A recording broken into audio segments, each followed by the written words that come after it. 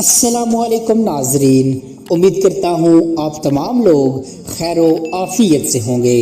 ہمارا آج کا ٹاپک پیارے آقا حضرت محمد صلی اللہ علیہ وآلہ وسلم کا حلیہ مبارک اور پیاری باتیں۔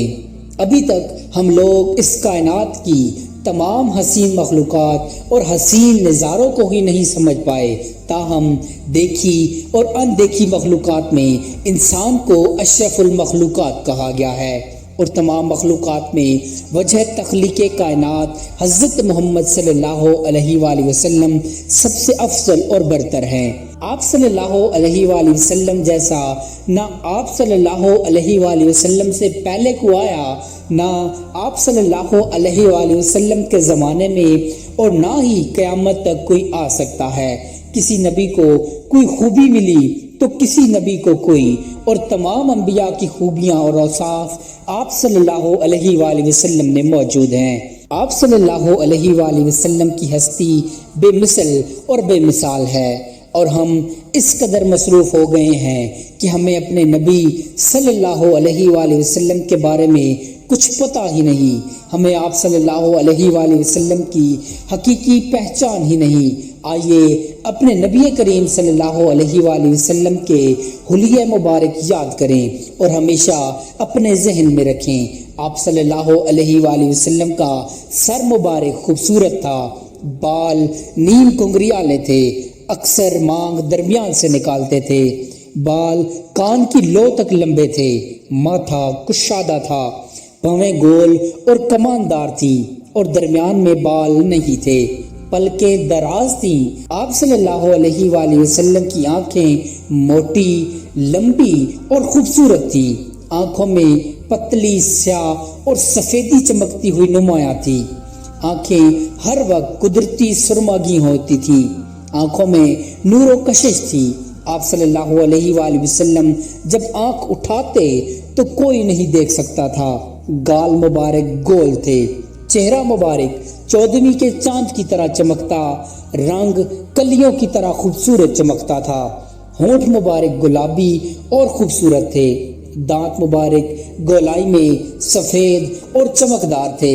جب آپ صلی اللہ علیہ وآلہ وسلم مسکراتے تو دانتوں سے نور نکلتا، داڑھی خوبصورت اور گھنی تھی، داڑھی اور سر میں 14 یا 20 سفید بال تھی، جن کو آپ صلی اللہ علیہ وآلہ وسلم مہندی یا خضراب لگا کر رنگتے تھے۔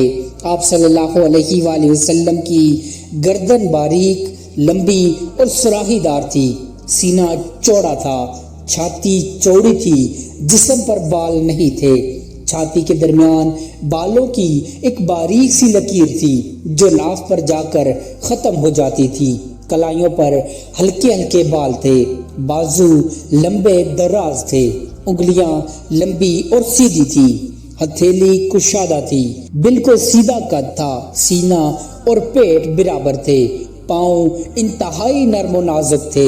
آپ صلی اللہ علیہ وآلہ وسلم کے پسینے مبارک سے خوشبو آتی تھی، آپ جب مسکراتے تھے تو آپ کا نور دیواروں پر پڑتا تھا، شرم و حیا کا پیکر تھے، آپ جب چلتے تھے تو کندھے جھکا کر نہایت عاجزی سے امت کو بھی عاجزی کا سبق دیا، اور فرمایا تکبر کرنے والے کو اللہ ذلیل و خوار کرے گا۔ آپ صلی اللہ علیہ وآلہ وسلم نے کبھی کسی کو انگلی کا اشارہ کر کے نہیں بلایا، پورے ہاتھ کے اشارے سے بلاتے تھے۔ آپ جیسے سامنے دیکھتے تھے ویسے ہی پیچھے بھی دیکھتے تھے، آپ کو دیکھنے سے دل نہیں بھرتا تھا بلکہ دل بار بار دیکھنے کو کرتا تھا۔ کسی کی آنکھوں میں اتنی طاقت نہیں تھی کہ آپ صلی اللہ علیہ وآلہ وسلم کو جی بھر کر دیکھ سکتا۔ آپ صلی اللہ علیہ وآلہ وسلم کی آواز میں جادو تھا، باتوں میں فصاحت و بلاغت تھی، جب آپ صلی اللہ علیہ وآلہ وسلم خاموش ہوتے وقار چھا جاتا۔ شاعر نے کیا خوب کہا ہے کہ جن کی قسمیں میرا رب کھاتا ہے، کتنی دلکش میرے محبوب کی صورت ہوگی۔ حضرت عائشہ رضی اللہ تعالیٰ عنہ سے روایت ہے کہ آپ کپڑے سی رہی تھی اور سوئی گم ہو گئی۔ آپ صلی اللہ علیہ وآلہ وسلم گھر میں داخل ہوئے، آپ صلی اللہ علیہ وآلہ وسلم کے چہرے مبارک کے نور سے روشنی ہوئی اور حضرت عائشہ کو گمی ہوئی سوئی مل گئی۔ حضرت عائشہ رضی اللہ تعالیٰ عنہ سے ہی روایت ہے کہ عورتوں نے حضرت یوسف کو دیکھ کر اپنے ہاتھ اور انگلیاں کاٹ لیں۔